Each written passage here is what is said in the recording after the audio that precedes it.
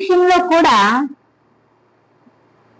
నేను నడిచే మార్గమే కరెక్ట్, నేను చేసేదే కరెక్ట్ అంటారు. కొంతమందికి ఎవరికైనా ఏదైనా చెప్పామనుకోండి, చెప్పేవులే, చేసేవులే, చూద్దాంలే అని అంటారు, కానీ పట్టించుకోరు.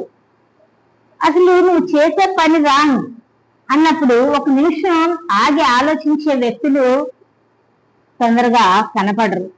ఎందుకని అంటే వాళ్ళు ఏమంటారు, నేను పట్టిన కుందేళ్ళకి మూడే కాళ్ళు అంటారు, నేను నడిచిన మార్గమే కరెక్ట్ అంటారు.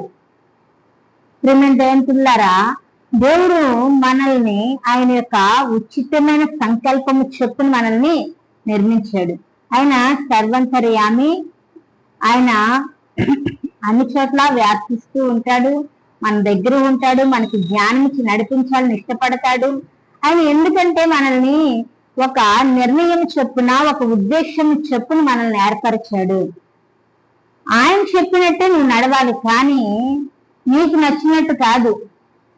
నువ్వు చేసే పని నీకు ఇష్టమైనదిగా ఉండొచ్చు, కానీ నువ్వు ఏం చేయాలి అని అంటే, నువ్వు చేసే పనిని దేవుని హస్తంలోకి అప్పగించడం నేర్చుకోవాలి. దేవుని హస్తంలోకి ఎప్పుడైతే మనం వెళ్తామో ఆయన మనల్ని చేయి పట్టుకొని నడిపిస్తాడు. హల్లెలూయా, హల్లెలూయా. ఆయన ఏం చేస్తాడు, మనల్ని తన చేయి పట్టుకొని నడిపిస్తాడు. దేవుని పిల్లలారా, ఆయన తన చేయి పట్టుకొని నడిపించడానికి మనల్ని ఇష్టపడుతున్నాడు. ఎందుకంటే ఆయన చేతితోనే మనల్ని నిర్మించాడు కాబట్టి. భూమిని, ఆకాశమును, సముద్ర జలములను, చెట్లను అన్నిటినీ ఆయన తన నోటితో పలికాడు.